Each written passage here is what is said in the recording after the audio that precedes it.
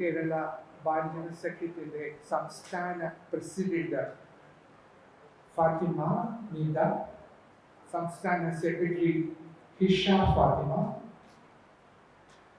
സഖ്യം സംസ്ഥാന executive committee അംഗം ഇസബേൽ, മനോരമയുടെ ഇയർ ബുക്ക് എഡിറ്റർ ഇൻചാർജ് പ്രിയപ്പെട്ട തോമസ് ഡൊമിനിക്, എൻ്റെ പ്രിയപ്പെട്ട ബാലജന സഖ്യം പ്രവർത്തകരെ,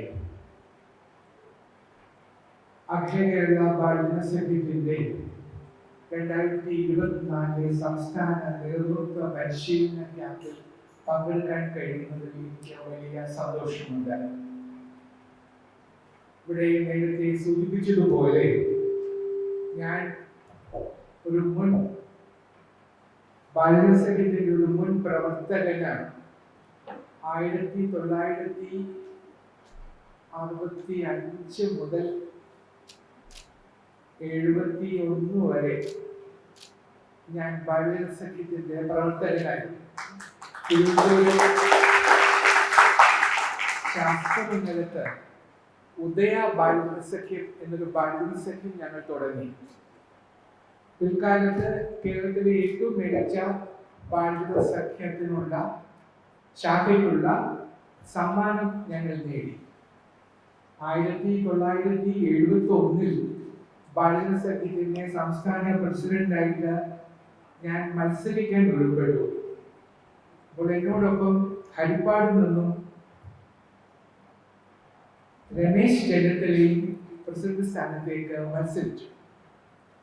ഞങ്ങൾ രണ്ടുപേരും മത്സരത്തിൽ നിന്നും പിന്മാറുന്നില്ല എന്ന് കണ്ടപ്പോൾ അന്ന് മനോരമയുടെ ചീഫ് എഡിറ്റർ ആയിരുന്ന മാധുകുട്ടിച്ചായി ഞങ്ങൾ രണ്ടുപേരെയും വിളിച്ചിട്ട് പറഞ്ഞു, ബാലജന സഖ്യത്തിൽ മത്സരമില്ല, അതുകൊണ്ട് ഒരാൾ പിൻവലിക്കണം എന്ന് പറഞ്ഞു.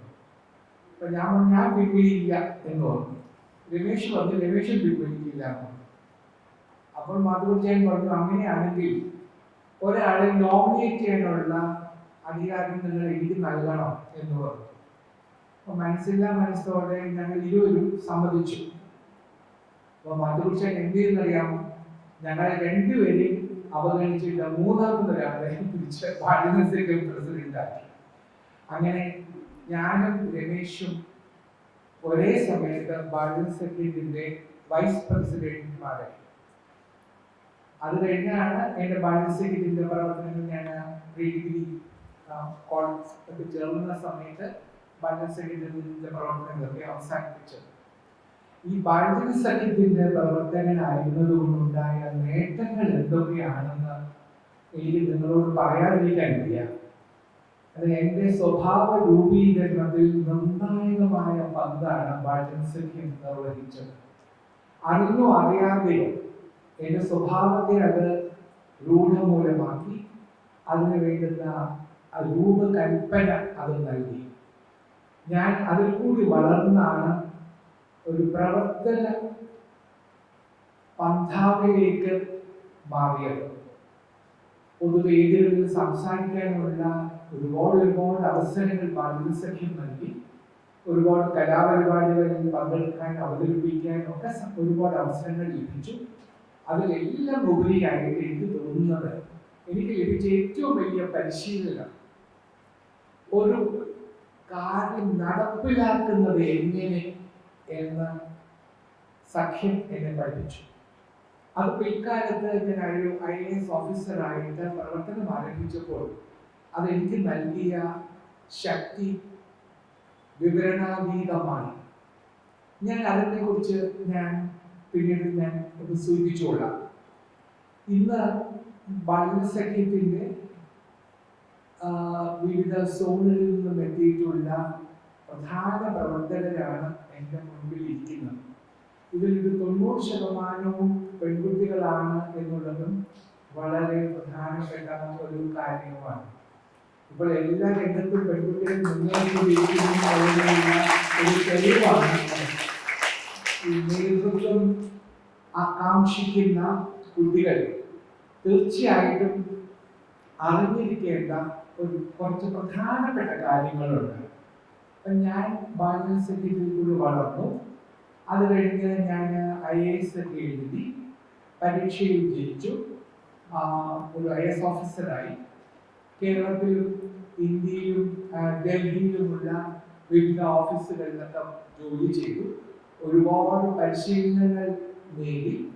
2 വർഷം മസൂറിയിലുള്ള IAS അക്കാദമിയിൽ, പിന്നീട് മറ്റു പല പരിശീലന കേന്ദ്രങ്ങൾ IIM അഹമ്മദാബാദ്, പിന്നീട് ലണ്ടനിലുള്ള ഇംഗ്ലണ്ടിലുള്ള ബർമിംഗ്ഹാം യൂണിവേഴ്സിറ്റി, അമേരിക്കയിലുള്ള ഫ്ലോറിഡയിലുള്ള യൂണിവേഴ്സിറ്റി ഓഫ് ഫ്ലോറിഡ തുടങ്ങിയ പല പല വലിയ വലിയ സർവകലാശാലകളിൽ ചെറിയ കോഴ്സുകളൊക്കെ അറ്റൻഡ് ചെയ്യുകയും അതിൽ കൂടിയൊക്കെ പല പല പരിശീലനങ്ങൾ നേടുകയും ചെയ്തു. ഇതൊക്കെ ഒരുപാട് പ്രയോജനങ്ങൾ ചെയ്തിട്ടുണ്ട്. എങ്കിലും തിരിഞ്ഞു നോക്കുമ്പോൾ ഞാൻ പഠിച്ച ഏറ്റവും വലിയ പാഠം ഈ IAS അക്കാദമിയിൽ നിന്നോ ഈ യൂണിവേഴ്സിറ്റിയിൽ നിന്നോ ഒന്നും ആയിരുന്നില്ല. ഞാൻ പഠിച്ച ഏറ്റവും വലിയ പാഠം, ഏറ്റവും വലിയ മാനേജ്മെന്റ് പാഠം, അത് തിരുവനന്തപുരത്തെ കോട്ടൺ ഹിൽ സ്കൂളിലെ പ്രൈമറി സ്കൂളിൽ നഴ്സറി ക്ലാസ്സിൽ ഞാൻ പഠിച്ച പാഠമാണ്. ആ പാഠമാണ് ഞാൻ പഠിച്ച ഏറ്റവും വലിയ മാനേജ്മെന്റ് പ്രിൻസിപ്പിൾ. അത് എന്താണെന്ന് അറിയാൻ തീർച്ചയായിട്ടും നിങ്ങൾക്ക് ആകാംക്ഷയുണ്ടാവും. അത് പഠിച്ച സമയത്ത് അതൊരു മാനേജ്മെന്റ് പ്രിൻസിപ്പിൾ ആണെന്നോ ഇത് പിൽക്കാലത്ത് എന്നെ വളരെയധികം സഹായിക്കുമെന്നോ ഒന്നും എനിക്കറിയില്ലായിരുന്നു. നഴ്സറി ക്ലാസ്സിൽ നമ്മൾ ഒരുപാട് നഴ്സറി റൈംസ് പഠിക്കും, ഇല്ലേ? ബാബ ബ്ലാക്ക് ഷീപ്പ് തുടങ്ങി, പിന്നെ Jack and Jal went up the hill to fetch a pail of water എന്നൊക്കെ പറഞ്ഞിട്ടുള്ള നഴ്സറി റൈംസ് ഒക്കെ നമ്മൾ ധാരാളം പഠിക്കും. അതൊക്കെ നമ്മൾ കൊച്ചു കൊച്ചു ചൊല്ലുകയും ചെയ്യും. എന്നാൽ സ്കൂളിൽ നഴ്സറി ക്ലാസ്സിൽ എന്നെ പഠിപ്പിച്ച ഒരു നഴ്സറി റൈം ഉണ്ടായിരുന്നു. ആ നഴ്സറി റൈം പക്ഷേ ക്ലാസ്സിൽ ആദ്യം കാണാതെ പഠിച്ചത് ഞാനായിരിക്കണം. അതുകൊണ്ട് മിക്കവാറും ഞാനായിരുന്നു അത് വീണ്ടും വീണ്ടും ചൊല്ലിക്കൊണ്ടിരുന്നത്. ടീച്ചറൊക്കെ വിളിച്ചിട്ട് അത് ചൊല്ലാൻ പറയും. അപ്പൊ ഞാൻ നഴ്സറി റൈം ചൊല്ലുകയും കൂട്ടുകാരെ നെയ്റ്റ് പാടുകയും ചെയ്യുമായിരുന്നു.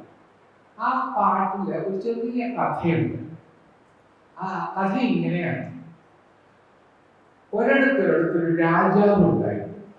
വലിയ കെങ്കേമനായ രാജാവായിരുന്നു. ഒരുപാട് യുദ്ധങ്ങളിൽ ജയിച്ച രാജാവായിരുന്നു. അദ്ദേഹം പക്ഷെ ഒരു യുദ്ധത്തിൽ തോറ്റു. തോൽക്കാൻ ഒരിക്കലും പാടില്ലാത്ത യുദ്ധത്തിൽ രാജാവ് തോറ്റു. അപ്പോൾ രാജാവ് തന്റെ മന്ത്രിമാരെയൊക്കെ വിളിച്ചിട്ട് ചോദിച്ചു, എന്ത് പറ്റി, എന്തേ നമ്മൾ യുദ്ധത്തിൽ തോൽക്കാനുള്ള കാരണം?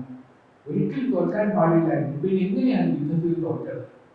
അപ്പോൾ മന്ത്രി പറഞ്ഞു, രാജാവെ, നമ്മൾ യുദ്ധത്തിൽ തോൽക്കാനുള്ള കാരണം നമുക്ക് നല്ല ഒരു ഭടൻ ഉണ്ടായിരുന്നില്ല. അപ്പോൾ രാജാവ് പറഞ്ഞു, അസമന്ത്, നമുക്ക് എത്രയോ മികച്ച ഭടന്മാരുണ്ട്, എന്നിട്ടും ഒരു ഭടന്റെ കുറവ് കൊണ്ട് യുദ്ധത്തിൽ തോൽക്കുമോ? ഞാൻ വിശ്വസിക്കുന്നില്ല എന്ന് പറഞ്ഞു. അപ്പോൾ മന്ത്രി പറഞ്ഞു, രാജാവെ, നമുക്ക് ഭടൻ ഉണ്ടായിരുന്നു, പക്ഷേ നല്ലൊരു കുതിര ഉണ്ടായിരുന്നില്ല. അപ്പോൾ രാജാവ് പറഞ്ഞു, അത് ഒരിക്കലും ശരിയല്ല. നോക്കൂ, നമ്മുടെ തൊഴുത്തിൽ എത്ര നല്ല മികച്ച കുതിരകളാണുള്ളത്, എന്നിട്ടും ഒരു കുതിരയുടെ അഭാവത്തിൽ നമ്മൾ തോൽക്കുമോ എന്ന് വീണ്ടും ചോദിച്ചു.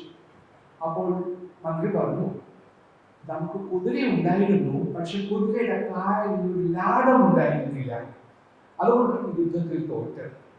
അപ്പോൾ രാജാവ് ഒരു ലാടത്തിന്റെ കുറവ് കൊണ്ട് യുദ്ധത്തിൽ തോൽക്കുമോ? എനിക്ക് വിശ്വസിക്കാൻ കഴിയുന്നില്ല എന്ന് പറഞ്ഞു. അപ്പോൾ മന്ത്രി പറഞ്ഞു, രാജാവേ, കുതിരയ്ക്ക് ലാടം ഉണ്ടായിരുന്നു, പക്ഷെ ലാടത്തിൽ ഒരു ആണി ഉണ്ടായിരുന്നില്ല. ആണി ഇല്ലാത്തത് കാരണം ലാടം ഇളകിപ്പോയി.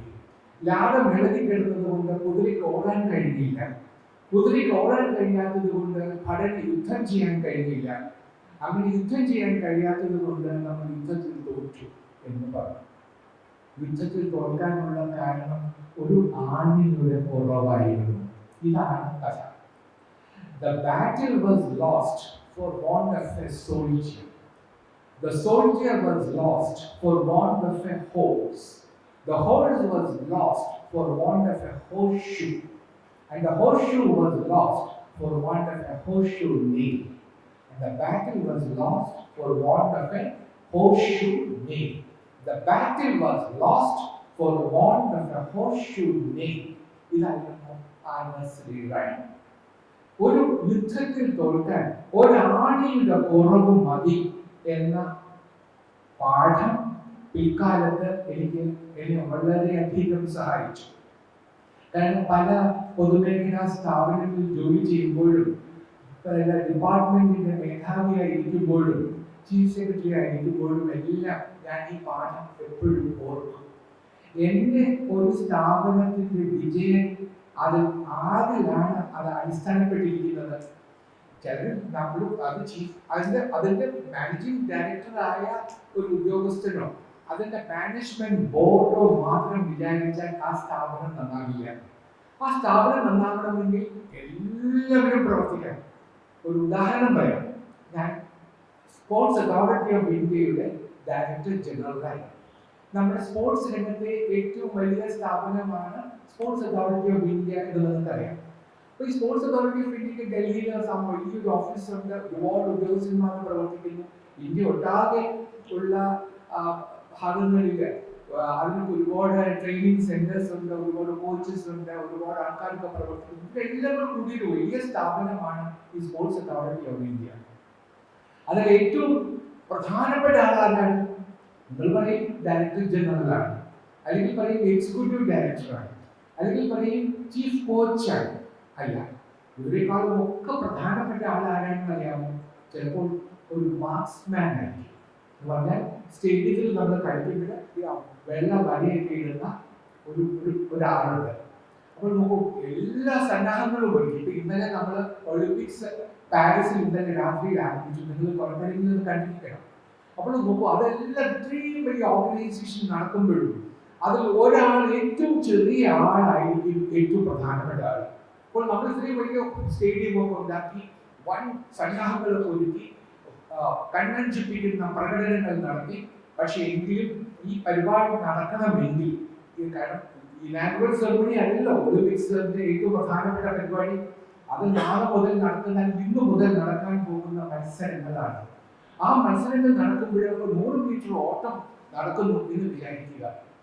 അപ്പൊ അത് നടക്കുമ്പോൾ അത് എവിടെയൊക്കെയാണ് അത്ലീറ്റ്സ് നിൽക്കേണ്ടത്, എവിടെയാണ് അതിന്റെ ഫിനിഷിംഗ് പോയിന്റ്, ഇതൊക്കെ നിർണയിച്ച് അവിടെയെല്ലാം കറക്റ്റായിട്ട് മാർക്ക് ചെയ്യുന്ന ഒരാള് ആ ജോലി കൃത്യമായിട്ട് ചെയ്തില്ലെങ്കിൽ ഈ മത്സരം നടക്കില്ല. ശരിയല്ലേ? അപ്പോൾ ഈ വലിയ കോമ്പറ്റീഷൻ, ഇത്രയും വലിയ ലോകം സ്പോർട്സ് രംഗത്തെ കായിക മാമാങ്കം നടക്കുമ്പോൾ പോലും അതിൽ ഏറ്റവും പ്രധാനപ്പെട്ട വ്യക്തി എന്ന് പറയുന്നത് അതിൽ ഏറ്റവും ഉയരത്തിലിരിക്കുന്ന, ഏറ്റവും വിലയിരിക്കുന്ന ആളല്ല, ഏറ്റവും ചെറിയ ആളായിരിക്കും. ഈ ഒരു ബോധം നമുക്ക് ഉണ്ടാവണം. ഈ ഒരു ബോധം ഉണ്ടാകുമ്പോൾ നമുക്ക് മനസ്സിലാകും നമ്മളുടെ വിജയം നിർണ്ണയിക്കുന്നത് നമ്മളുടെ മികവോ, നമ്മളുടെ പരിജ്ഞാനമോ, നമ്മളുടെ അറിവോ ഒന്നുമല്ല. ഇതൊക്കെ നിർണ്ണയിക്കുന്നത് നമ്മളോടൊപ്പം പ്രവർത്തിക്കുന്ന ഒരുപാട് പേരുടെ, ചെറിയതും വലിയതുമായ ഒരുപാട് പേരുടെ കഴിവും അവരുടെ ആത്മാർത്ഥതയുമാണ്. അത് മുഴുവനും സമാഹരിക്കുന്നതാണ് നിങ്ങളുടെ ഉത്തരവാദിത്വം. അപ്പോഴാണ് ഒരു നല്ല നേതാവ് പിറക്കുന്നത്. നമ്മുടെ കൂടെയുള്ളവരെ കണ്ടെത്തുക, ആരൊക്കെയാണ്, അവരുടെ കഴിവുകൾ എന്താണ്, അവരുടെ പോരായ്മകൾ എന്താണ് എന്നൊക്കെ മനസ്സിലാക്കി അവരെ എവിടെ, എങ്ങനെ, എപ്പോൾ വിനിയോഗിക്കണം, ഏത് രീതിയിൽ അവരെ പ്രയോജനപ്പെടുത്തണം എന്ന് മനസ്സിലാക്കി അവരെ എല്ലാവരെയും ഒത്തൊരുമയോടെ കൊണ്ടുപോകുമ്പോഴാണ് ഒരു നല്ല നേതാവ് പിറക്കുന്നത്. അങ്ങനെയുള്ള നേതാക്കന്മാരായി നിങ്ങൾ എല്ലാവരും മാറണം എന്നാണ് എനിക്ക് ആമുഖമായി നിങ്ങളോട് പറയാനുള്ളത്. പ്രിയപ്പെട്ടവരെ, ഞാൻ നിങ്ങളോട് പറഞ്ഞു, ബാലൻ സഖ്യം എന്നെ പ്രവർത്തന പന്ഥാവിലൂടെ നയിച്ച വലിയ പ്രസ്ഥാനമാണ് എന്ന്. എങ്ങനെയാണ് ഒരു സംഘം, ഒരു കാര്യം നടപ്പിലാക്കുന്നത് എന്ന് പഠിപ്പിച്ചത് ബാലൻ സഖ്യമാണ്. അപ്പൊ ഇവിടെ നിങ്ങൾ പറഞ്ഞു, ഞാൻ കുറച്ചു മുമ്പ് ഞാൻ കേട്ടു, ബാലൻ സഖ്യത്തിന്റെ പുതിയ പുതിയ പ്രവർത്തന മേഖലകൾ നിങ്ങൾ കണ്ടെത്തണം, നവീന ആശയങ്ങൾ കൊണ്ടുവരണം. ഞാൻ 65-ലും 70-ലും ഒക്കെ ബാലൻ സഖ്യം അംഗമായിരുന്നപ്പോൾ നടന്ന കാലമല്ല ഇന്ന്. ഇതിപ്പോ നിർമ്മല ബുദ്ധിയുടെ കാലം വരികയാണ്.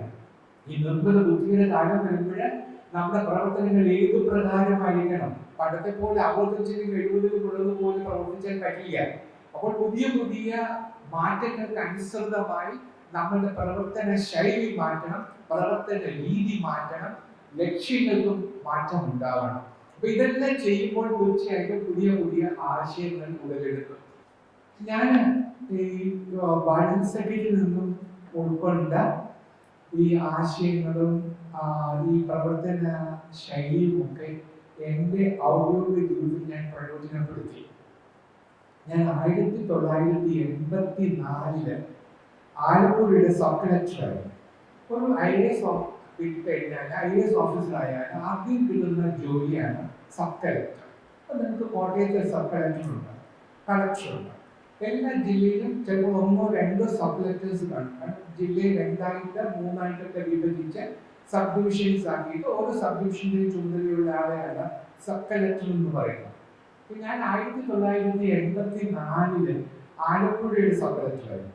അവിടെ ഒരു സബ് കളക്ടറേ ഉണ്ടായിരുന്നു, ചെറിയ ജില്ലയാണ് ആലപ്പുഴ. അപ്പൊ അവിടെ സബ് കളക്ടർ ആയിരുന്ന സമയത്ത് എനിക്കൊരു ആഗ്രഹം ഉണ്ടായിരുന്നു, മറ്റുള്ളവരിൽ നിന്നും വ്യത്യസ്തത പുലർത്തണം എന്ന്. എന്റെ മുൻഗാമികളിൽ നിന്നും വ്യത്യസ്തമായ കാര്യങ്ങൾ അവർ ചെയ്യണം എന്ന് എനിക്ക് നല്ല ആഗ്രഹം ഉണ്ടായിരുന്നു. അതിനാണ് ഞാൻ എൻ്റെ ഉദ്യോഗസ്ഥന്മാരെയൊക്കെ വിളിച്ചു. എന്നിട്ട് പറഞ്ഞു, നമുക്ക് ഈ അടുത്ത ഒരു വർഷം നമ്മുടെ ജില്ലയിൽ ഏറ്റവും പിന്നാക്കം നൽകുന്ന ഒരു ഗ്രാമം തിരഞ്ഞെടുക്കുക. ആ ഗ്രാമത്തിലെ പ്രശ്നങ്ങൾ ആവുന്നത്ര പരിഹരിക്കാൻ വേണ്ടി ഒരു കൂട്ടായ യത്നം ആരംഭിക്കണം. അങ്ങനെ ഞങ്ങൾ ഒരു പരിപാടി ആരംഭിച്ചു. ഞാൻ പറഞ്ഞു, എല്ലാ 2ാമത്തെ ശനിയാഴ്ചയും ഞാനൊരു പദയാത്ര നടത്തും. അപ്പൊ പദയാത്ര നടത്തുമ്പോൾ നിങ്ങൾ എല്ലാവരും എന്നോടൊപ്പം വരണം, എല്ലാവരും എന്നോടൊപ്പം നടക്കണം. അങ്ങനെ നമ്മൾ ഒരു വില്ലേജ്, ഒരു ഗ്രാമം സെലക്ട് ചെയ്തിട്ട് അവിടെ നമ്മൾ ഒരു പദയാത്ര നടത്തും. ആ പദയാത്ര നടത്തുമ്പോൾ നമ്മൾ ആ ഗ്രാമത്തിലെ പ്രശ്നങ്ങൾ എന്തൊക്കെയാണെന്ന് നേരിൽ കാണും. അപ്പോൾ ആളുകളോട് അവർക്ക് എന്തെങ്കിലും പ്രായോഗികമായ പ്രശ്നങ്ങളുണ്ടോ എന്ന് ചോദിച്ചിട്ട് ആ പ്രശ്നങ്ങൾ പരിഹരിക്കാൻ വേണ്ടി നമ്മൾ കൂട്ടാൻ ചെയ്യും. ഇതാണ് പരിപാടി. അപ്പൊ ഇത് ഈ പദയാത്രയ്ക്ക് ഞാൻ ഗ്രാമദർശനം എന്ന് പേര്, ഗ്രാമദർശന പദയാത്ര. അതൊരു വലിയ സംഭവമായിരുന്നു. കാരണം ഇത് സാധാരണ രാഷ്ട്രീയക്കാർ മാത്രമേ ഈ പദയാത്രയൊക്കെ നടത്താറുള്ളൂ. അപ്പൊ ഈ ഉദ്യോഗസ്ഥന്മാർ പദയാത്ര നടത്തുന്നത് അപൂർവമായിരുന്നു. ഒരു പക്ഷേ ആദ്യമായിരിക്കണം, എനിക്ക് അറിഞ്ഞുകൂടാ. എങ്കിലും ഞാനൊരു പദയാത്ര നടത്താൻ തുടങ്ങുന്നു എന്നുള്ള ഒരു വലിയ വലിയ ഒരു വാർത്തയായി. ശനിയാഴ്ച, 2ാം ശനിയാഴ്ച പട്ടണക്കാട് എന്ന് പറഞ്ഞ ആലപ്പുഴ ജില്ലയിലുള്ള ആലപ്പുഴയുടെ എറണാകുളത്തോട് ജോയിൻ ചെയ്ത് കിടക്കുന്ന സ്ഥലത്താണ് പട്ടണക്കാട്. ആ ഗ്രാമം ഞങ്ങൾ സെലക്ട് ചെയ്തു. അവിടെ ഞങ്ങൾ നടക്കാനായിട്ട് ഒരു പദയാത്ര നടത്താൻ തീരുമാനിച്ചു. അപ്പോൾ പദയാത്ര നടത്തുമ്പോൾ ഞങ്ങൾ ഇങ്ങനെ ഓരോ വീട്ടിൽ ചെന്നിട്ട് ഏതെങ്കിലും പ്രശ്നമുണ്ടോ എന്ന് ചോദിക്കും. അപ്പൊ അവർ പറയുമ്പോൾ ഞങ്ങൾക്ക് പ്രശ്നമുണ്ട്, ഞങ്ങൾ റേഷൻ കടയിൽ ചെല്ലുമ്പോൾ ഞങ്ങൾക്ക് പഞ്ചസാര കിട്ടുന്നില്ല. വേറൊരാൾ പറയും, ഞങ്ങൾ അവിടെ ചെല്ലുമ്പോൾ ഞങ്ങൾക്ക് അലോട്ട് ചെയ്ത മണ്ണെണ്ണ വേറെ ആർക്കോ കൊടുത്തു എന്ന് കാണും. പിന്നെ വേറെ ചിലപ്പോൾ പറയും, ഞങ്ങളുടെ പൈപ്പുണ്ട് പക്ഷെ വെള്ളമില്ല. വേറെ ചില സ്ഥലത്ത് വിളക്കുമരമുണ്ട്, ഇലക്ട്രിക് ലാമ്പ് പോസ്റ്റ് ഉണ്ട് പക്ഷെ വിളക്ക് കത്തുന്നില്ല. പിന്നെ വേറെ സ്ഥലത്ത് ചെയ്യുമ്പോൾ കടൽക്ഷോഭം തടയാനായിട്ടുള്ള വലിയ കൂറ്റൻ കരിങ്കല്ലുകൾ കടലിൽ അവിടെ കൊണ്ടിരുന്നതിന് പകരം ഞങ്ങളുടെ വീട്ടുമുറ്റത്തിരിക്കുന്നു പോയി പിന്നെ എടുത്തുകൊള്ളാമെന്ന് പറഞ്ഞു. പിന്നെ ആള് പശുക്ക് നോക്കിയിട്ട് കണ്ടിട്ടില്ല. ഇങ്ങനെയൊക്കെയുള്ള പ്രശ്നങ്ങൾ പറയും. അപ്പൊ ഈ പ്രശ്നങ്ങളെല്ലാം നമുക്ക് ആ ഉദ്യോഗസ്ഥന്മാരുടെ കൂടെ ആലോചിച്ചിട്ട് എന്തൊക്കെയാണ് ചെയ്യാൻ പറ്റുന്നത് എന്നൊക്കെ കണ്ടുപിടിക്കാൻ സാധിക്കും. അപ്പൊ ഇങ്ങനെ ഞങ്ങളുടെ പ്രശ്നങ്ങളൊക്കെ പരിഹരിച്ച് വളരെ വളരെ കാര്യക്ഷമമായി മുന്നേറുകയായിരുന്നു. ഒരാഴ്ചയിൽ ഒരു ദിവസം ഇതേപോലെ ഞങ്ങളിങ്ങനെ നടന്നു പോയപ്പോൾ ഒരു പാവപ്പെട്ട ഒരു ചെറ്റക്കൂല അവിടെ ചെന്ന് ഇതേപോലെ ഞാൻ ചെന്നിട്ട് അവിടെ കഥകൾ തട്ടിയിട്ട് ചോദിച്ചു, ഇവിടെ ആരും ഇല്ലേ, ആരെയും കണ്ടില്ല. കുറച്ച് കഴിഞ്ഞപ്പോൾ ഒരു വല്യമ്മ വന്നു. അപ്പോൾ വല്യമ്മ വന്നിട്ട് ചോദിച്ചു, എന്താ? അപ്പൊ ഞാൻ പറഞ്ഞു, വല്യമ്മയ്ക്ക് പ്രശ്നങ്ങൾ വല്ലതും ഉണ്ടോ എന്ന് ചോദിച്ചു. അപ്പോൾ വല്യമ്മ വന്നുകൊണ്ട് എനിക്കൊരു പ്രശ്നമുണ്ട് എന്ന് പറഞ്ഞു. എന്നിട്ട് എന്താ ചെയ്യുന്നറിയാമോ? വല്യമ്മ ഉടനെ തന്നെ ചിന്നമ്മേ എന്ന് വിളിച്ചു. അപ്പൊ ഒരു സുമാർ 35-36 വയസ്സ് തോന്നിക്കുന്ന ഒരു സ്ത്രീ വന്നു. അത് കഴിഞ്ഞപ്പോൾ അന്നമ്മേ എന്ന് വിളിച്ചു. ഒരു 32 വയസ്സുള്ള ഒരു സ്ത്രീ വന്നു. അത് കഴിഞ്ഞ് കുഞ്ഞമ്മേ എന്ന് വിളിച്ചു. വീണ്ടും ഒരാൾ വന്നു. അങ്ങനെ 5 പെണ്ണുങ്ങൾ എന്റെ മുൻപിൽ ഇങ്ങനെ പരേഡ് ചെയ്തു. വലിയ 5 പെൺമക്കളാണ്. എല്ലാവരും പുരനിറഞ്ഞു നിൽക്കുന്ന സ്ത്രീകളാണ്. ആരെയും കല്യാണം കഴിഞ്ഞിട്ടില്ല. വല്യമ്മ വിധവയാണ്. അപ്പൊ വല്യമ്മ പറഞ്ഞു, ഇതാണ് എന്റെ പ്രശ്നം എന്ന് പറഞ്ഞു. അപ്പൊ ഞാൻ പറഞ്ഞു ഈ പ്രശ്നം പരിഹരിക്കാൻ എന്നെ കൊണ്ടാവില്ല, കാരണം ഞങ്ങൾ ഈ റവന്യൂ സംബന്ധമായ പ്രശ്നങ്ങൾ പരിഹരിക്കാൻ വന്നതാണ്. അപ്പൊ വലിയ ചോദിച്ചു അതെന്ത് കുന്തമാണ്. അപ്പൊ ഞാൻ പറഞ്ഞു റേഷൻ കടയിൽ പോകുമ്പോൾ പിന്നെ അരി കിട്ടുന്നില്ല, ഗോതമ്പ് കിട്ടുന്നില്ല, വെളിച്ചെണ്ണ കിട്ടില്ല, മണ്ണെണ്ണ കിട്ടുന്നില്ല, അല്ലെങ്കിൽ അങ്ങനെ ഇനിക്കുള്ള പ്രശ്നങ്ങളൊക്കെ ആണെങ്കിൽ പരിഹരിക്കും, ഈ പ്രശ്നം പരിഹരിക്കാൻ പറ്റില്ല. അപ്പൊ വലിയമ്മക്ക് ദേഷ്യം, വലിയ ഒന്ന് ഇറങ്ങിപ്പോ എന്ന് പറഞ്ഞു. ഞങ്ങൾ എലിപ്പിനെ അവിടെ നിന്ന് ഇറങ്ങി വന്നു. ഇറങ്ങി വന്നു കഴിഞ്ഞ് ഞങ്ങൾ അതിന് നടന്ന് ഒരു ആത്മഹത്യന്റെ ചോദ്യത്തിലെത്തി ഒരു റിവ്യൂ നടത്താനായിട്ട് അവിടെ കൂടിയപ്പോഴേ ഞാൻ പഞ്ചായത്ത് പ്രസിഡന്റിനോട് പറഞ്ഞു, എനിക്ക് ഭയങ്കര സങ്കടം തോന്നുന്നു ആ വല്യമ്മയുടെ വിഷമം കണ്ടിട്ട്. 5 മക്കള്, പെൺമക്കള്, ഒരാളെ പോലും കല്യാണം കഴിച്ചിട്ടില്ല. നമുക്ക് ഒരാളെയെങ്കിലും പിടിച്ചയച്ചാലും ഇതിന്റെ ഭാഗമായിട്ട്. അപ്പൊ അവിടെ പഞ്ചായത്ത് പ്രസിഡന്റ് പറഞ്ഞു, സാർ എന്താ ഈ പറയുന്നത്, ഒരാളെ കെട്ടിക്കണമെങ്കിൽ എത്ര രൂപ വേണം? ഞാൻ പറഞ്ഞു എന്റെ ഒരു മാസം ശമ്പളം ഞാൻ തരാം. അപ്പൊ എന്റെ ഒരു മാസം ശമ്പളം കൊണ്ട് ഒരു പെൺകുട്ടിയെ കെട്ടിക്കാനാവില്ല.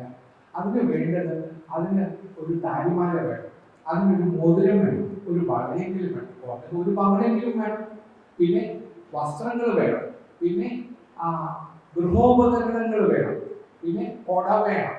ഇങ്ങനെ കുറെ കാര്യങ്ങളുണ്ട്. അതായത് അവിടുത്തെ നാട്ടുകാർക്കനുസരിച്ച് ഇതൊക്കെ കൊടുത്താലേ ഒരു പെൺകുച്ചിനെ കെട്ടിക്കാൻ പറ്റുള്ളൂ. അപ്പൊ ഇതൊക്കെ വേണം. ഇതൊന്നും സാറിന്റെ ഒരു മാസം ശമ്പളം കൊണ്ട് തികയില്ല എന്ന് പറഞ്ഞു. ഞാൻ കാണിച്ച എന്റെ ശമ്പളത്തിന് അത് അധികമായിട്ട് എത്ര തുക വേണമെന്ന് നിങ്ങൾ കണ്ടുപിടിക്കുക, ഞാനത് കളക്ട് ചെയ്ത് തരാം എന്ന് പറഞ്ഞു. അങ്ങനെ പറഞ്ഞ് ഞങ്ങളന്ന് ഓഫീസിലേക്ക് തിരിച്ചുപോയി. അപ്പൊ ഞങ്ങളന്ന് ചർച്ച ചെയ്തപ്പോൾ ഞങ്ങളുടെ കൂട്ടത്തിൽ തോമസ് ഡൊമിനിക് സാറിനെ പോലെ ഒരു പത്രക്കാരൻ ഞങ്ങളുടെ കൂടെ ഉണ്ടായിരുന്നു. അദ്ദേഹം പിറ്റേ ദിവസം രാവിലെ പേപ്പർ എടുത്ത് നോക്കിയപ്പോൾ അതിലൊരു വാർത്ത, പട്ടണക്കാട് പാവപ്പെട്ട പെൺകുട്ടികളെ കെട്ടിച്ചയക്കാൻ, കല്യാണം നടത്താൻ സബ് കളക്ടർ ആലോചിക്കുന്നു എന്ന് പറഞ്ഞ് ഒരു വാർത്ത വന്നു. ആ വാർത്ത വന്നപ്പോഴത്തേക്ക് എന്റെ കളക്ടർ എന്നെ വിളിച്ചിട്ട് ചോദിച്ചു, സബ് കളക്ടർക്ക് ഇതാണോ പണി, പെൺപിള്ളേരൊക്കെ കെട്ടിക്കാനാണോ തന്നെ IAS തന്നിരിക്കുന്നത്? എനിക്ക് വേറെ പണിയുണ്ട്, ഞാൻ അവിടെ റവന്യൂ സംബന്ധമായ കാര്യങ്ങൾ നോക്കണം, സ്ഥലം പിന്നെ അക്വയർ ചെയ്യണം, അങ്ങനെയുള്ളതൊക്കെ ഇതൊന്നും നമ്മുടെ ജോലിയല്ല എന്ന് പറഞ്ഞു. അപ്പൊ ഞാൻ പറഞ്ഞു, സാർ അങ്ങനെയല്ല, അവിടെ പോയപ്പോൾ ഒരു വീട്ടിലൊരു വല്യമ്മയുടെ ഒരു വിഷമം കണ്ടപ്പോൾ ഇങ്ങനെ പറഞ്ഞതാണ്, അല്ലാതെ എന്നൊന്നും വേണ്ട, നമുക്ക് നമ്മുടെ കാര്യങ്ങളൊക്കെ ചെയ്താൽ മതി, പക്ഷെ അതൊക്കെ ചെയ്തു, പക്ഷേ റവന്യൂ കാര്യങ്ങളൊന്നും വീഴ്ച വരുത്താൻ പാടില്ല എന്ന് പറഞ്ഞു. ഇല്ല, വീഴ്ച വരുത്തില്ല എന്ന് പറഞ്ഞു. അത് കഴിഞ്ഞ് ഒരു ദിവസം കഴിഞ്ഞപ്പോഴത്തേക്ക് ഓഫീസിൽ ഞാൻ വന്നപ്പോഴും ഒരുപാട് തപാലുകൾ, ഒരുപാട് കത്തുകൾ കിട്ടും. സാധാരണ ഒരു ചെറിയ ഫയലിനകത്ത് ഒരു 10-12 കത്തുകളൊക്കെ കാണുന്നുള്ളൂ. ആ രണ്ടാമത്തെ ദിവസം ആയപ്പോഴേക്കും എന്റെ ഫയൽ ഇത്രയും ഉണ്ട്. ഞാൻ നോക്കുമ്പോൾ കുറെ കത്തുകൾ വന്നിരിക്കുന്നു. അതുപോലെ സാറ് പട്ടണക്കാട് ഒരു പാവപ്പെട്ട പെൺകുട്ടികളെ കെട്ടിച്ചയക്കണമെന്ന് ആലോചിക്കുന്ന ഒരു പത്രവാർത്ത കണ്ടു, എന്റെ മോളെ കൂടി ഒരു കെട്ടിച്ചയക്കണേ എന്ന് പറഞ്ഞിട്ട് വരുന്ന കത്തുകളായിരുന്നു. നോക്കുമ്പോ എവിടുന്നൊക്കെയാണ് വരുന്നത്? കണ്ണൂരിൽ നിന്ന്, തൊടുവഴിയിൽ നിന്ന്, മണക്കാട് നിന്നൊക്കെ ആളുകൾ കത്തെഴുതുകയാണ്. അപ്പൊ ഇങ്ങനെ കത്തുകൾ കിട്ടുമ്പോൾ ഞങ്ങൾ ആകെ വിഷമിച്ചു. ഇതൊരു കൊല്ലാ പറയുന്നത്, ഇത് പറയേണ്ടിയിരുന്നില്ല. അപ്പൊ എന്റെ തഹസിൽദാരിപ്പോ പറഞ്ഞു, സാറി ഇവിടെ ഒരുപാട് പാവപ്പെട്ട ആൾക്കാരുണ്ട്, അവിടെ ഇതൊന്നും കഴിയില്ല, അതിനൊരു വിഷമം അതുകൊണ്ടായിരിക്കും. അപ്പൊ ഞങ്ങൾ നമുക്കും കാര്യം ചെയ്യാം, ഇത്രയും ആളുകൾ വന്ന സ്ഥിതിക്ക് നമുക്ക് ആലപ്പുഴയിൽ 5 താലൂക്കുണ്ട്. അപ്പൊ ഓരോ താലൂക്കിൽ നിന്നും ഓരോ പാവപ്പെട്ട പെൺകുട്ടിയെ സെലക്ട് ചെയ്ത് 5 പേരുടെ കല്യാണം നടത്താം. അപ്പൊ വല്യമ്മയുടെ ഒരു മോള്, പിന്നെ ചേർത്തല താലൂക്കിൽ നിന്നും വല്യമ്മ, പിന്നെ അങ്ങനെ ബാക്കി 4 താലൂക്കുകൾ കണ്ടുപിടിച്ച് 5 പെൺകുട്ടികളുടെ കല്യാണം നടത്തിയായിരുന്നു. ഒരാളുടെ കല്യാണം നടത്തുന്ന കാര്യം തുടങ്ങിയത് 3-ാം ദിവസമായിട്ട് 5. അവിടെ ഞാൻ പറഞ്ഞൊരു കാര്യം ചെയ്യാം, നമ്മുടെ Rotary Club, Lions Club, Wise Friends Club, അവരൊക്കെ വിളിച്ചു കൂട്ടിയിട്ട് നമുക്ക് അവരോട് പറയാം, ഈ വർഷത്തെ നിങ്ങളുടെ പ്രോജക്റ്റ് ഇതിൽ ഏതെങ്കിലും ഒരു കാര്യം നിങ്ങൾ ചെയ്യണം. അപ്പൊ ഈ 5 പെൺകുട്ടികൾക്കുള്ള വസ്ത്രം മുഴുവൻ റോട്ടറികൾക്ക് നൽകണം, അവർക്കുള്ള ഗൃഹോപകരണങ്ങളെല്ലാം ലയൺസ് ക്ലബ്ബ് നൽകണം, പിന്നെ അവർക്കുള്ള കൊട ഒരാൾ സമ്മാനിക്കണം. ഇങ്ങനെ പറഞ്ഞു. എല്ലാവരും സമ്മതിച്ചു. ഒരു നല്ല രസമായി. ഒരു 2-3 ഒരാഴ്ച കഴിയുമ്പോഴത്തേക്കും എന്റെ ഓഫീസ് പുതുസ് കൂടിയാണ്, മുഴുവൻ ഫയൽ കൊണ്ട് ഇങ്ങനെ നിറച്ചു വെച്ചിരിക്കുക. എനിക്ക് എനിക്കില്ല. അപ്പൊ അവിടെ മുഴുവൻ ഈ സാധനങ്ങളൊക്കെ കൊണ്ടുവച്ചു. പാത്രം, ഗൃഹോപകരണങ്ങൾ, ചട്ടി, പിന്നെ കലം, പിന്നെ സ്പൂണുകള്, തവി, അതൊക്കെ കൊണ്ട് അടിക്കടിക്ക് വെച്ചു കഴിഞ്ഞ് എല്ലാം ആയി കഴിഞ്ഞപ്പോഴത്തേക്കും ഞങ്ങള് നോക്കി എല്ലാ സാധനങ്ങളും ഒരു വിചാരിച്ചത് കൂടുതൽ സാധനങ്ങൾ കിട്ടി. പക്ഷെ ഒരു കാര്യം മാത്രമേ കിട്ടിയില്ല, എല്ലാം സ്വർണം. ആരും സ്വർണം തരുന്നില്ല. അപ്പൊ എന്ത് ചെയ്യും? പെൺപിള്ളേരെ കെട്ടിക്കണമെങ്കിൽ സ്വർണം വേണം. ഒരു പവനെങ്കിലും ഒരു കുട്ടിക്ക് വേണം. അപ്പൊ 5 പവനെങ്കിലും വേണം അല്ലേ? അപ്പൊ എന്ത് ചെയ്യും? ആരും തരുന്നില്ല. അപ്പൊ ഉടൻ തന്നെ ഇതിന്റെ തഹസിൽദാർ വന്നിട്ട് പറഞ്ഞു, സാറേ ഇവിടെ ഈ ഭീമ ബ്രദേഴ്സിന്റെ പിന്നെ മേധാവി ഭീമഭട്ടരുടെ 70ാം പിറന്നാൾ നടക്കുകയാണ്. അപ്പൊ 70ാം പിറന്നാളിന് പോകുന്ന VIPസിനൊക്കെ അദ്ദേഹം 1 പവൻ സമ്മാനം കൊടുക്കും. അപ്പൊ സാറ് പറയാ സാറ് 1 പവൻ കിട്ടുന്നു. അപ്പൊ ഞാൻ പറഞ്ഞു അതിൽ അയാൾ എന്നെ ക്ഷണിച്ചിട്ടില്ലല്ലോ. അപ്പൊ ദാസൻ പറഞ്ഞു സാറെ വിഷമിക്കുന്നത്, ഞാൻ പോയി ഒരു ക്ഷണക്കത്ത് റെഡിയാക്കി കൊണ്ടുവരാം എന്ന് പറഞ്ഞ് അദ്ദേഹം പോയി ഒരു ക്ഷണക്കത്ത് കൊണ്ടുവന്നു. ഞാൻ വലിയ സന്തോഷമായി. 1 പവനെങ്കിൽ 1 പവൻ കിട്ടുമല്ലോ. അതുകൊണ്ട് ഉടൻ തന്നെ ഭീമഭട്ടരുടെ 70ാം പിറന്നാളും അവിടെ പോയി. അവിടെ 7 നില പന്തലിട്ട് 2-3 ദിവസം നീണ്ടുന്ന വൻ പരിപാടികളാണ്. ഒരുപാട് ഹോമകുണ്ടങ്ങളൊക്കെ വെച്ച് വലിയ പൂജകളൊക്കെ നടക്കുക. അപ്പം അവസാനത്തെ ദിവസമാണ് ഈ 1 പവൻ തരുന്നത്. എല്ലാം തീരുമ്പം അതിന് VIPസിനെയൊക്കെ വിളിച്ചിട്ട് ഓരോ പവൻ സമ്മാനിക്കും. അപ്പൊ ഞാൻ എൻ്റെ ഓരോ വീട്ടിലെ കാത്തിരുന്നു. അപ്പൊ അവരുടെ അവസാനം എല്ലാം തീർന്നു. എല്ലാം ബോറടിയായിരുന്നു. കാരണം ഇത്രയും നേരം ഇത് കാത്തില്ല, എങ്ങനെ ഇത് തീർന്നു കിട്ടിയാൽ മതി എന്ന് വിചാരിച്ചിരിക്കുമ്പോഴാണ് അദ്ദേഹം എല്ലാം തീർന്നപ്പോൾ അദ്ദേഹം വിളിച്ചു. ആദ്യം കളക്ടറെ വിളിച്ചു, കളക്ടർക്ക് കൊടുത്തു 1 പവൻ, ഒരു ചെറിയ ഡെപ്പി. അത് കഴിഞ്ഞിട്ട് SP വിളിച്ചു, 2ാമത്തെ സീനിയറാണ്. അപ്പൊ SP കൊടുത്തു 1 ഡെപ്പി. അത് കഴിഞ്ഞ് 3ാമത്തെ ആൾ ഞാനാണ്, സബ് കളക്ടർ. എന്നെ വിളിച്ചു, എനിക്ക് തന്നു 1 ഡെപ്പി. എനിക്ക് ആ ഡെപ്പി എനിക്ക് അറിഞ്ഞൂടെ എന്താ ചെയ്യേണ്ടത്, ഇങ്ങനെ പ്രതികരിക്കാൻ കഴിഞ്ഞതെന്ന് എനിക്ക് ഇപ്പോഴും അറിഞ്ഞില്ല. പെട്ടെന്ന് ഞാൻ ഡെപ്പി ഒന്ന് തുറന്നു. ഇതിനകത്ത് സ്വർണ്ണം ഉണ്ടോ ഇല്ലെന്ന് നോക്കണമല്ലോ. ഞാൻ തുറന്നു നോക്കിയപ്പോൾ അതിനകത്ത് ഒരു സ്വർണ്ണ നാണയം വെച്ചിട്ടുണ്ട്. അപ്പൊ ഞാൻ പറഞ്ഞു, സാറേ ഇത് പോരാ എന്നൊന്നും. അതുകൊണ്ട് ഇയാൾ എന്നെ അടി മുതൽ മുഴുവൻ ചെക്കൻ ഒട്ടേന്ന് വിളിച്ചില്ല. അപ്പൊ അവൻ 1 പവൻ കൊടുത്തിട്ട് പോയി. അപ്പൊ ഇവൻ കുറച്ച് കഴിയുമ്പോൾ ഇതിന്റെ നില എന്തായിരിക്കും എന്ന മട്ടിൽ അയാളെന്നെ ഇനിയൊന്ന് നോക്കി. പറഞ്ഞു എന്താ പറഞ്ഞ, 1 പോരാന്നോ? അപ്പൊ ഞാൻ പറഞ്ഞു 1 പോരാ സാർ, പിന്നെ എത്ര വേണം? അപ്പൊ ഞാൻ പറഞ്ഞു സാറിന്റെ 70ാം പിറന്നാളല്ലേ, അതുകൊണ്ട് 70 പവൻ വേണം. അപ്പോൾ 70 പവനോ എന്തിനാ? അപ്പൊ ഞാൻ പറഞ്ഞു സാറിന്റെ 70ാം പിറന്നാൾ പ്രമാണിച്ച് ഞങ്ങൾക്ക് 70 പെമ്പിളരെ കിട്ടിക്കണം, അത് ഞങ്ങൾക്ക് 70 പവൻ വേണം. അപ്പൊ പുള്ളി പറഞ്ഞു 70 പവൻ കുറച്ച് ജാസ്തിയാണ് കേട്ടോ. അപ്പൊ ഞാൻ പറഞ്ഞു അല്ല സാർ 70 തരണം, ഒരുമിച്ച് തരണമെന്ന് ഞാൻ പറഞ്ഞില്ല. സാർ ഈ കേരള സ്വർണ്ണ കച്ചവടക്കാരുടെ പ്രസിഡന്റ് അല്ലേ, അപ്പൊ അതുകൊണ്ട് സാർ എല്ലാ സ്വർണ്ണ കച്ചവടക്കാരെയും വിളിച്ചിട്ട് ഓരോരുത്തരുടെ ഓരോ പവൻ കണക്ഷൻ തന്നാൽ മതി. അപ്പൊ 70 ആവില്ലേ, എളുപ്പമല്ലേ? അപ്പൊ പുള്ളി അതിന് ലോജിക് ഉണ്ടല്ലോ. പിന്നെ പുള്ളി അദ്ദേഹത്തിന്റെ മൂത്ത മകൻ ഗിരിരാജൻ അതിൽ നിന്നുണ്ട്. പുള്ളിയെ വിളിച്ചു, ഗിരി ഇങ്ങ് വാങ്ങോ, നീ സബ്ജക്റ്റ് പറയുന്നത് കേട്ടോ. അത് കേട്ടു, നീ നിനക്ക് എന്ത് തോന്നുന്നു? അപ്പൊ അച്ഛൻ പറഞ്ഞാൽ ഞാൻ ചെയ്യാൻ. അവിടെ അച്ഛൻ പറഞ്ഞു ഞാൻ ചെയ്തു കൊടുക്കുക എന്ന് പറഞ്ഞു. 70 പവൻ. അവിടെ തഹസിൽദാർ എന്റെ തഹസിൽ ഓടി കൊണ്ടിട്ട് എങ്ങനെ ചെയ്യും പറഞ്ഞു, സാറേ 70 നല്ല നമ്പറല്ല, 71 എന്ന് പറഞ്ഞു. ഉടനെ ഞാനത് ഭേദഗതി ചെയ്ത് 71 എന്നാക്കി. പുള്ളി സമ്മതിച്ചു. ഞങ്ങൾക്ക് സ്വർഗലോകം കിട്ടിയ ബിരിയാണി 1 പവന് വേണ്ടി പോവുക, 71 പവനുമായി തിരികെ വരിക. എന്താ സംഗതി? എല്ലാവരും കൂടി എന്റെ ചെറിയ ഓഫീസിൽ വന്ന് സന്തോഷം. എന്റെ ദൈവം എന്താണ് കാണാൻ വിശ്വസിക്കാൻ വയ്യ. 1 നയ പൈസ എന്തൊന്നും കിട്ടിയിട്ടില്ല, 1 രൂപ പോലും കയ്യിലില്ല. പക്ഷെ 71 പവൻ ഇതാ നമ്മുടെ കയ്യിൽ. ഉടനെ ഭയങ്കര സന്തോഷമായി. അപ്പോൾ ഉടനെ പറഞ്ഞു ആ പഴയ പേപ്പർ കടലാസുകൾക്ക് എടുത്തോണ്ട് അപ്പൊ ഇതുവരെയും കല്യാണം കഴിപ്പിക്കണമെന്ന് പറഞ്ഞ് എഴുതിയിട്ടുള്ള കത്തുകൾക്ക് കൊണ്ടുവരാൻ പറഞ്ഞു. എല്ലാം എടുത്ത് നോക്കി. എല്ലാം നോക്കിയിട്ട് നമുക്ക് കേരളം മുഴുവനുമുള്ള ആൾക്കാരെ ഇതിനെ ആലപ്പുഴ ജില്ലയിലേക്ക് ഒതുക്കുന്നത്. നമുക്ക് കണ്ണൂരിൽ നിന്നും കോഴിക്കോട് നിന്നും ഇടുക്കിയിൽ നിന്നും മലപ്പുറത്തു നിന്നും ഒക്കെയുള്ള പാവപ്പെട്ട കുട്ടികൾ കെട്ടിക്കാം. ഇതിന്റെ ഭാഗമായിട്ട് 71 പെമ്പിളരെ കെട്ടിക്കാം.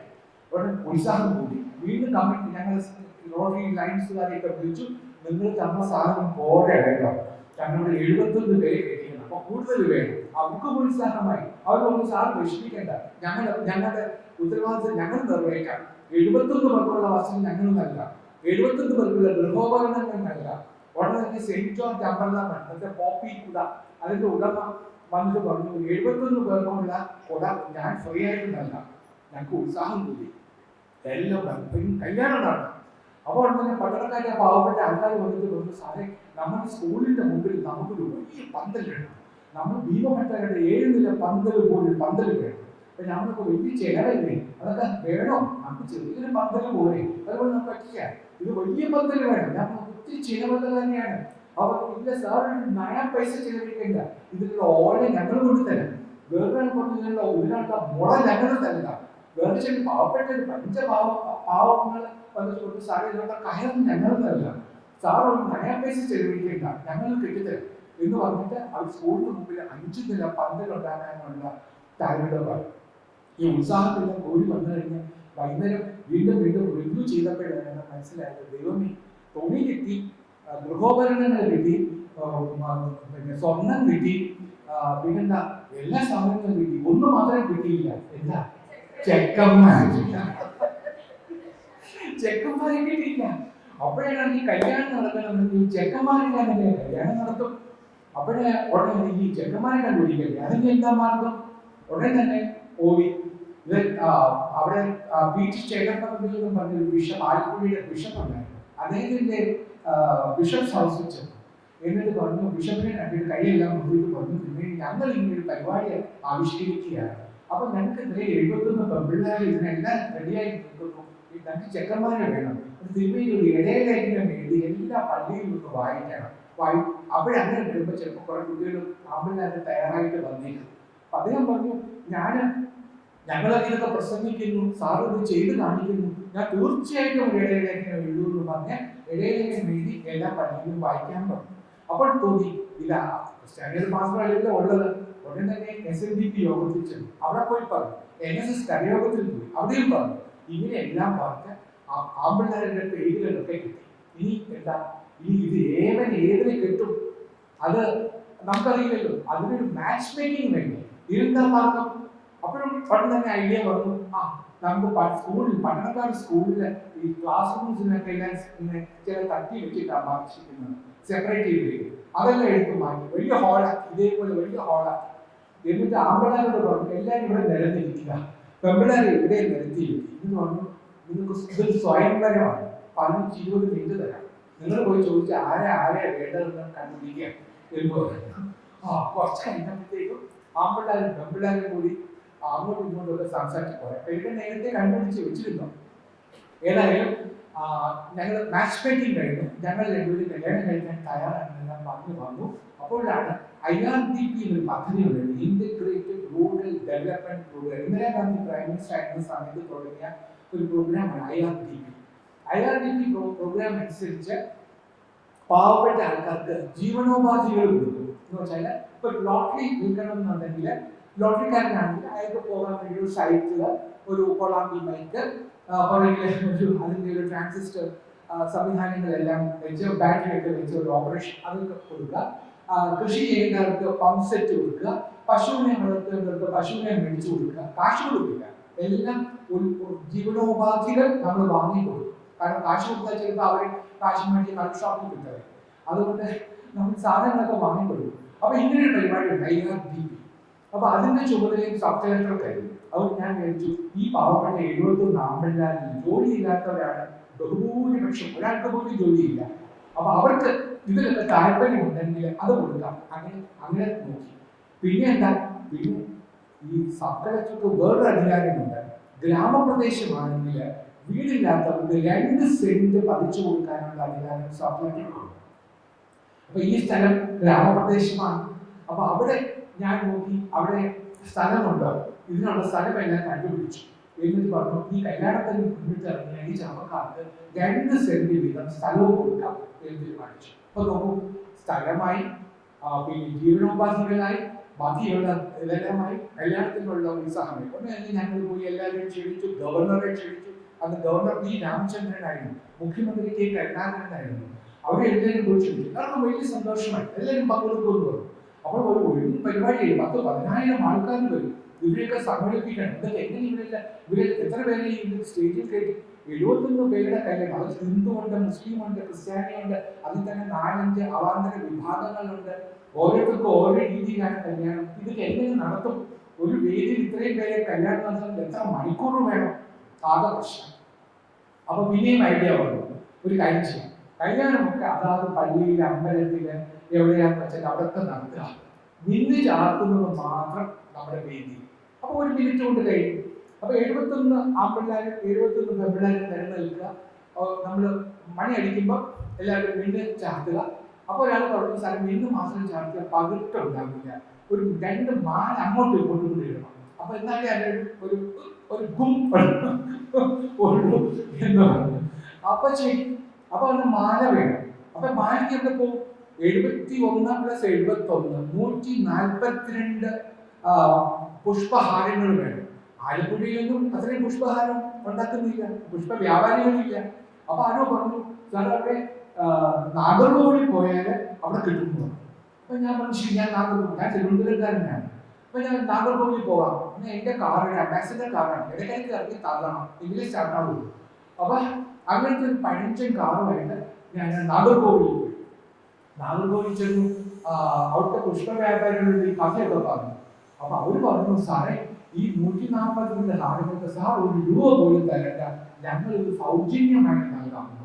അപ്പൊ 142 ഹാരങ്ങൾ എല്ലാം കൂടി എന്റെ അംബാസിഡർ കാറിൽ കയറ്റാൻ നോക്കിയിട്ട് അത് എല്ലാം നമ്മുടെ ആ പട്ടണക്കാർ തിരിച്ചെത്തുമ്പോൾ അത് മുഴുവനും അത് നശിച്ചുപോയി. അപ്പൊ അത് ആ വണ്ടി പോരാ, ഉടൻ തിരുവനന്തപുരത്ത് ഓടി വന്നു. തിരിച്ചു വന്നിട്ട് KSRTCയുടെ മാനേജിംഗ് ഡയറക്ടർ അന്ന് എബ്രഹാം സാറാണ്. അപ്പൊ അദ്ദേഹത്തെ കണ്ടപ്പോൾ അദ്ദേഹം പറഞ്ഞു ഈ എന്തിനാ വിഷമിക്കുന്നത്, എന്തിനാ കാർ, ഞാനൊരു KSRTC ബസ് ഫ്രീ ആയിട്ട് കൊടുത്തേക്കാം. ഉടനെ KSRTC ബസ് എടുത്തുകൊണ്ട് നാഗർകോവിലിൽ പോയി. നാഗർകോവിൽ ബസ് ഈ ഭാരമെല്ലാം KSRTC ബസ്സിൽ വെച്ച് എന്റെ കാർ മുന്നിൽ ഞങ്ങൾ ഇങ്ങനെ വന്നു. അപ്പൊ ഇനി എന്താ ചെയ്യുക? 10,000 പേര് വരും, എല്ലാവർക്കും ഇത് കാണാൻ പറ്റില്ല, മുമ്പിൽ ഇരിക്കുന്ന കുറെ പേർക്കല്ലേ കാണാൻ പറ്റുള്ളൂ. അപ്പൊ ഇത് ക്ലോസ് സർക്യൂട്ട് TV വേണം. അന്ന് ക്ലോസ് സർക്യൂട്ട് TV എന്ന് പറയുമ്പോൾ വീട്ടിലുള്ള കാര്യം മാത്രമാണ്, ആർക്കും അറിഞ്ഞുകൂടില്ല എന്താ. അന്ന് ബ്ലാക്ക് ആൻഡ് വൈറ്റ് TVയുടെ കാലമാണ്. ഇപ്പൊ വെള്ളാമ്പലത്ത് വന്ന് കെൽട്രോണിന്റെ MD KPP നമ്പ്യാർ സാറായിരുന്നു. അദ്ദേഹത്തെ പോയി കണ്ടു, അദ്ദേഹത്തോട് പോയി പറഞ്ഞു. അപ്പൊ അദ്ദേഹം പറഞ്ഞു ഞാനത് ഫ്രീ ആയിട്ട് നൽകാം, കെൽട്രോണിന്റെ വകയായിട്ട് എല്ലായിടത്തും പിന്നെ ക്ലോസ് സർക്യൂട്ട് TV വെച്ചേക്കാം എന്ന് പറഞ്ഞ് അദ്ദേഹം ക്ലോസ് സർക്യൂട്ട് TV വെച്ചു. അത് ഭയങ്കര സംഭവമായിരുന്നു. കാരണം അവിടെ കല്യാണം നടക്കുമ്പോൾ ഇവിടെ കാണാം, അവിടെ കാണാം, ആളുകൾ അത്ഭുതപ്പെട്ടു, ഇത് എന്ത് കുന്നാണ്, എന്തൊരു രസമാണ് എന്നൊക്കെ പറഞ്ഞ ആളുകൾ വലിയ ഈ TV കാണാനായിരുന്നു കൂടുതൽ ആൾക്കാർ അങ്ങോട്ട് പോയി. ഇപ്പൊ ഞങ്ങൾക്ക് സൗകര്യമായി, കാരണം ഹോളിലൊക്കെ ആളുകളൊക്കെ നേരെ ജോലിയിൽ ഇരുത്താൻ പറ്റി. ആളുകൾ ഭക്ഷണമൊക്കെ ഏർപ്പാട് ചെയ്തു. അവസാനം കളക്ടർ വന്നു, ഗവർണർ വന്നു, ചീഫ് മിനിസ്റ്റർ വന്നു, മന്ത്രിമാരെല്ലാം മിക്കവാറുള്ള എല്ലാ മന്ത്രിമാരും വന്നു, വിവിധ മതങ്ങളുടെ പ്രതിനിധികളായിട്ട് ആൾക്കാർ വന്നു. ഒരു വൻ കല്യാണം. അന്ന് വരെ കേരളം കണ്ട ഏറ്റവും വലിയ സമൂഹ വിവാഹം 1984 മെയ് മാസം 27-ാം തീയതി ഞായറാഴ്ച പട്ടണക്കാട് ഗവൺമെന്റ് സ്കൂളിന് മുമ്പിലുള്ള വിശാലമായ പന്തലിൽ നടന്നു. വൻ പരിപാടിയായിരുന്നു. അതെല്ലാം കഴിഞ്ഞ ഗവർണർ പ്രോഗ്രാമെല്ലാം കഴിഞ്ഞപ്പോഴും ഗവർണർ സ്റ്റേജിലേക്ക് കയറി വന്ന് എനിക്കൊരു ഷേക്ക് ഹാൻഡ് നൽകി. മുഖ്യമന്ത്രി കരുണാകരൻ വന്നു, മന്ത്രിമാരെല്ലാം വന്നു, എല്ലാവരും അഭിനന്ദിച്ചു. പക്ഷെ ഇതിനേക്കാളും എല്ലാം വലിയ അഭിമാനകരമായ നിമിഷം മുഹൂർത്തം ഏതായിരുന്നു എന്നറിയാമോ? അന്ന് ഞങ്ങൾ 71 പേരെ കെട്ടിച്ചപ്പോഴ് ആദ്യം ആ കണ്ട വൈദ്യുതിയുടെ ഒരു മോളിന് പകരം 5 പേരുടെ കല്യാണവും അത് നടത്തി ഒരുമിച്ച് 5 വല്യമ്മ ഇതെല്ലാം കഴിഞ്ഞിട്ട് ഈ വല്യമ്മ ചട്ടയും കൊണ്ട് കൊടുത്ത വല്യമ്മ ഈ പടി കയറി വന്നിട്ട് എന്നെ കെട്ടിപ്പിടിച്ച് കരഞ്ഞു. ആ വല്യമ്മയുടെ കണ്ണിൽ നിന്നും വേണം കണ്ണുകൊണ്ടുള്ളതാണ് എന്റെ ഔദ്യോഗിക ജീവിതത്തിൽ എനിക്ക് ലഭിച്ച ഏറ്റവും വലിയ സമ്മാനം. ഞാൻ പറഞ്ഞു, 1 രൂപ പോലും സർക്കാരിൽ നിന്നും കൈവരിക്കില്ല, ഒരാളുടെ നിന്നും കാശ് വാങ്ങിയില്ല, പക്ഷെ ഒരു പരിപാടി ഭംഗിയായി നടന്നു. ഇതെങ്ങനെ നടന്നു? കാരണം നമുക്ക് ഉദ്ദേശശുദ്ധി ഉണ്ടായിരുന്നു. നമ്മൾ പ്രവർത്തിച്ചപ്പോഴെല്ലാം അത് ഒറ്റക്കെട്ടായിട്ട് പ്രവർത്തിച്ചു. നിങ്ങൾ ഇപ്പോൾ ബാല്യസംഗീതത്തിന്റെ നേതൃസ്ഥാനത്തിരിക്കുന്ന കുട്ടികളാണ്. നാളെ നിങ്ങൾക്ക് ഇതുപോലെ പല പല ആശയങ്ങളുണ്ടാവും. ഇതിന് പണം എവിടെ കണ്ടെത്തും, എങ്ങനെ നടത്തും എന്നൊന്നും വിഷമിക്കേണ്ട, അതെല്ലാം വന്നോളൂ. പക്ഷെ if you have the sincerity of purpose, it will be done. ഇതാണ് എനിക്ക് ബാല്യസംഗീതം പഠിപ്പിച്ച പാഠം. അതായത് ഇതിനു വേണ്ടി പണം ഒന്നും ആവശ്യമില്ല, മനയുടെ ഒരു നയ പൈസ തരണ്ട, ഒരാളും ചെയ്യണ്ട. പക്ഷെ ഇത് ചെയ്യാൻ നിങ്ങൾ സന്നദ്ധനായിരിക്കണം, നിങ്ങളുടെ കൂടെയുള്ളവരെ ഒത്തുകൊണ്ടുപോകണം. അതാണ് ഞാൻ പറഞ്ഞത്, ഓരോ ആരെയും പ്രധാനപ്പെട്ടതാണ് എന്ന് ഓർമ്മ വേണം. ആരും വലുതല്ല, ആരും ചെറുതല്ല, എല്ലാവരെയും ഒത്തൊരുമയോടുകൂടെ കൊണ്ടുപോയി ഈ ലക്ഷ്യം നേടിയെടുക്കുന്നത് വരെ വിശ്രമമില്ലാതെ ഞാൻ പണിയെടുക്കും എന്ന് വിചാരിച്ച് ആത്മാർത്ഥതയോടെ സത്യസന്ധതയോടെ പ്രവർത്തിച്ചാൽ വൻ വിജയങ്ങൾ നിങ്ങൾക്ക് കൊയ്തെടുക്കാൻ സാധിക്കും. ഇതായിരിക്കണം നിങ്ങളുടെ പ്രവർത്തന ശൈലി, ഇതായിരിക്കണം നിങ്ങൾ പ്രവർത്തന മദ്ധാവിൽ സ്വീകരിക്കേണ്ട മാർഗം എന്ന് മാത്രം നിങ്ങളെ ഓർമ്മിപ്പിച്ചുകൊണ്ട് നിങ്ങളുടെ നേതൃത്വ പരിശീലന ക്യാമ്പ് ഉദ്ഘാടനം ചെയ്തതായി ഞാൻ പ്രഖ്യാപിക്കുന്നു.